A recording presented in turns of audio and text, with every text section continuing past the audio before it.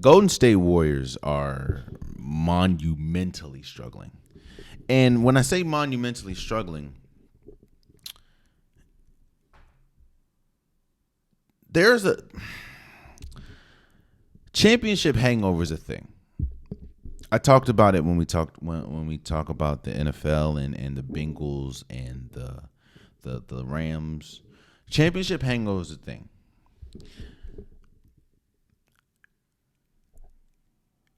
In basketball, it's hard to get up for 82 games, especially when you're just coming off a championship, especially when,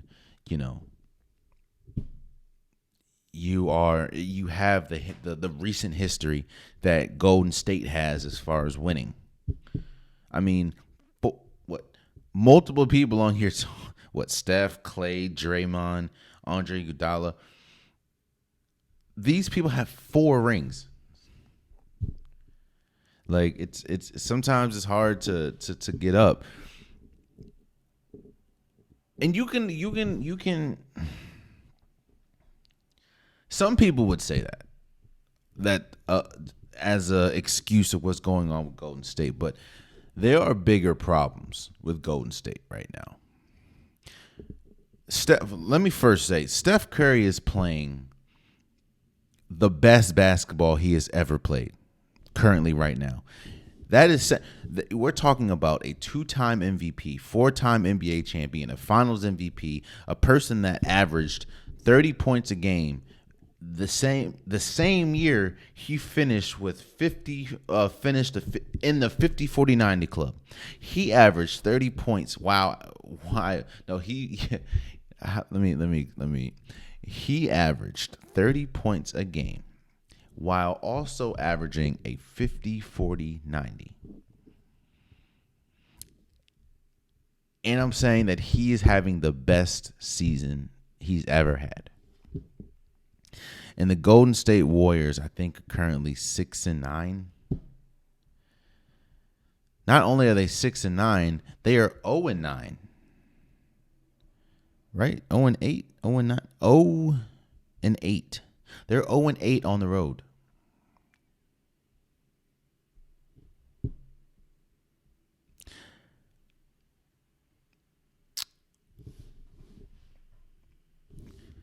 I'm not going to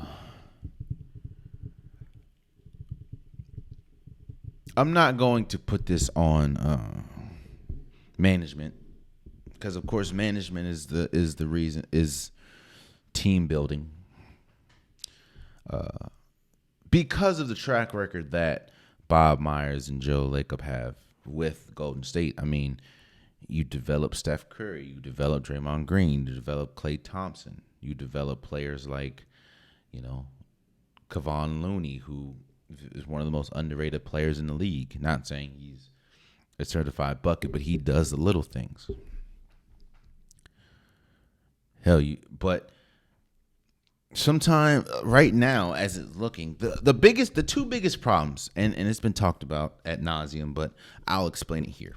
The two biggest problems that Golden State suffers is the defensive side of the ball and their second unit. Maybe you didn't know this, but Golden State's first unit is statistically I think a top 3 lineup in basketball this year, even with them being 6-9. This year, their starting lineup of Steph Curry, Klay Thompson, Draymond Green, Andrew Wiggins, and Kevon Looney is I think probably the best plus minus lineup in basketball.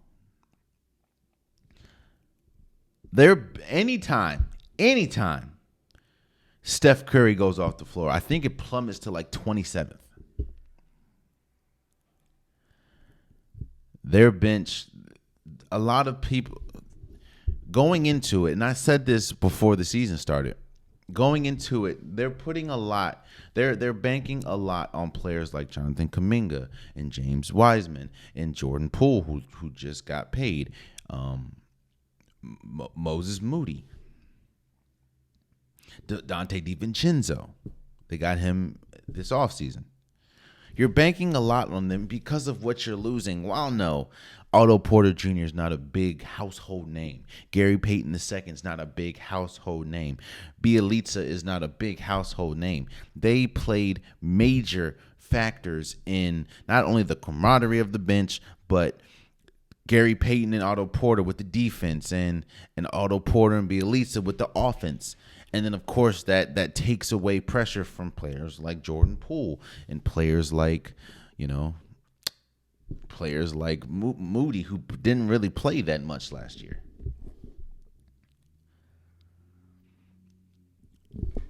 When I say I'm not going to blame Lacob and Bob Myers, is because we've seen Golden State has had one of, if not the best, player development stories we've ever seen in multiple cases with Steph, Clay, and Dre.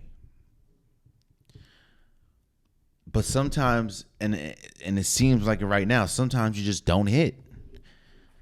There were concerns about Jonathan Kuminga's worth ethic in the offseason. And you're starting to see he doesn't look like he's ready. In fact, none of the young people look like they're ready. They just sent James Wiseman, who was supposed to be a huge catalyst for them this year. They just sent him back to the G League. Moses Moody hasn't really been able to get burned. And let me address the defensive thing, the defensive side of the ball, because Golden State is like ranked 27th in defense. Steph Curry has never been the best defender. Jordan Poole has never been the best defender. At least individual defenders. But one thing that defense is, for people that don't know, is trust. You have to be able to trust that if one person gets beat, somebody's going to come up and help. If that person is coming up to help, somebody has their back. If the person that has their back has to leave their man, the person that got beat usually goes to them. It's a trust thing. You have to be on a string. And you can't say that Golden State is not capable of doing it, because they have been amongst the top defensive teams in this championship run that they've been in. That is with KD and without KD. And hell, if you really look at KD's defense off Golden State and on Golden State, it's drastically different. You see, this team, I think Kendrick Perkins said it best. It just feels like a bunch of individuals on that have the same jersey. That's not a team. You can especially when you're the hunted. You just won a championship. You got people like Mikal Bridges taunting Klay Thompson the entire game. People are hunting this team because they just won a championship. And a lot of people think that it was a lot of unique circumstances that got Golden State this title, meaning they didn't have to go against, Ja Morant got hurt in their playoff series. They didn't have to go against the Phoenix Suns. Now, some people could say, well, hey, we didn't have to go against the Phoenix Suns because they couldn't beat the Dallas Mavericks. But hey. Golden State. Oh, another person we have to talk about is Klay Thompson. And actually, the Klay Thompson dilemma brings credence and adds credence to the statement that they're just a bunch of people playing with the same jersey. They don't play like a team. I understand that it takes time, and Klay Thompson's trying to get back to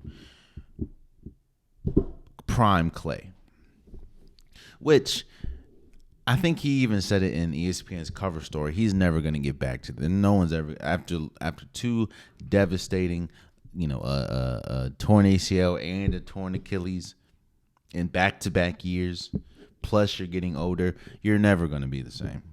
This is clear. Like, we know this. However, if you can get close to the same, you just gotta really work on it. The problem that I feel Clay is doing is he's pressing. You saw that a lot last year, which I get. You want to get back so fast, but you see he's pressing. There are times when Golden State can be this close to snatching the game or taking the momentum. And we saw it against Phoenix. Golden State was on a run. Momentum was kind of leaning their way. And Klay Thompson took the two most momentum-killing three-point shots I've ever seen. And missed both. And you saw, it's always highlighted the first one, Jordan Poole's body language, and the second one, Draymond Green's body language. Because you understand momentum. You can't see it, but you can feel it. Like, oh, yeah, they got it. Actually, you can see it. You look up and like, oh, damn, they're on a 10-3 run, or they're on a 12-2 run. That's momentum. Or you've been down the whole game and all of a sudden you rattle off 9 straight points. That's momentum. And Klay Thompson, it feels like he's trying so hard. Did you know Russell Westbrook is shooting better, shooting better 3-point percentage currently than Klay Thompson is? Didn't know if you knew that or not.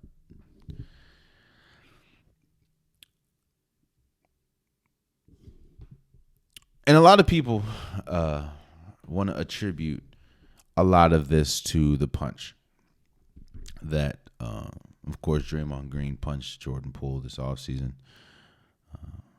Actually, shortly before the season started.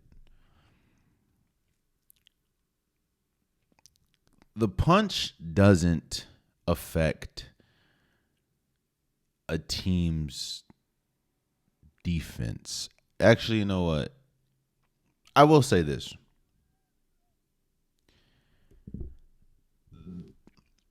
Trust is a big thing. Camaraderie is a big thing in basketball, in sports in general, but in basketball, trust and camaraderie is a big thing.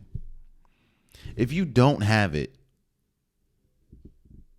you're going to look like Golden State, a team that has a team that just won a championship and looks drastically nothing like that. Steph Curry has been Steph Curry and has been playing great this entire. He just had a 50-point game and they lost. They're 0-8 currently on the road. It ain't like they've been playing juggernauts. I do think that it's the thing. I do think that the punch has something to do with the trust in the locker room. It's not. It would be different if it was just like Jonathan Kuminga and Jordan Poole. Yeah, their relationship would be the same, but the relationship won't be the same. But this is one of the leaders, one of the team leaders that did this. And I said this before. At that point, now, how are you going to be able to tell me to do something when we saw what you did? The world saw what you did. There's a lot going on with Golden State, and I think that there's time to fix it. If they don't, I will say this. If they don't fix it soon, then don't be surprised if some of these young players that were supposed to be cogs and fixtures in Golden State's not only current playoff or current championship run, but future. Don't be surprised if they're gone. Again, there was not nobody. I'm sure Golden State did not have send Wiseman back to the G League in their in their Uno cards. No, they didn't think we're going to pay Jordan Poole an extension, $100 million+ extension for him to be as inconsistent as he's been. They knew Klay Thompson was going to take time, but I don't think they expected him to be this offensive. In fact, this anemic period, because he hasn't really been good defensively either. Golden State is going to, if things don't change, Golden State is going to find themselves having to wrestle with two parties and two decisions. One decision is you don't waste this Steph Curry season. Steph Curry, it doesn't look like he's slowing down anytime soon. You don't want to waste this Steph Curry season, and you don't want to waste the current situation or the current predicament of Golden State, meaning this team on paper is still good. It's good enough to win a championship. They just did it a year ago. A lot of their free agents, JaMychal Green, who I thought was a big signing, he hasn't matriculated. Dante DiVincenzo's been hurt most of the season, so he's still trying to get his legs back. But players that you're either going to not waste this Steph Curry run that you have, because even Steve Kerr said it's coming to an end. It could be this year, it could be next year. Not saying Steph Curry, but this championship expectation that Golden State has. So you either act on it now and trade some of these young pieces, trade a Kuminga, trade a Wiseman, maybe Moody, maybe a Jordan, probably not Jordan Poole, they just signed an extension, but trade some of them young asses and try to get a big piece, an all-star level piece. Or you say, hey, we see what Steph Curry's doing. It is what it is, but we are Jordan Poole, Jonathan Kuminga, Andrew Wiggins, James Wiseman, Moody. They are our future, and we're not going to sacrifice the future for the current. The problem with that is the current is Stephen Curry, a man that just dropped 50 points. In fact, a man that is currently, give me a second, a man that is currently averaging 32.8 points a game. For people that don't know, that is second in the league behind Luka Doncic's 34. Steph Curry also has made the most three-pointers at 72.